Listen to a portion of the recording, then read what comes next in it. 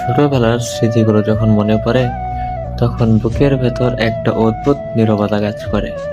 একটা সময় ছিল, বিকেল হলেই বন্ধুদের ডাক শুনে দৌড়ে মাঠে চলে যেতাম। না ছিল কোনো চিন্তা, না ছিল জীবনের হিসাব। হেরে গেলেও হাসি ছিল, আর জিতে গেলে আনন্দটা পুরো মহল্লাকে জানিয়ে বেড়াতাম।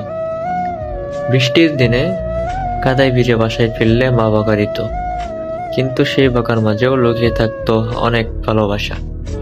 রাতে বিদ্যুৎ চলে গেলে সবাই একসাথে বসে গল্প করতাম, আর আমি আকাশের চাঁদ দেখে ভাবতাম বড় হলে জীবনটা কত সুন্দর হবে।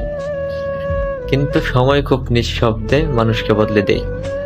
আজ সেই আমি বড় হয়েছি, বন্ধুদের সাথে আর আগের মতো দেখা হয় না, আড্ডাও হয় না।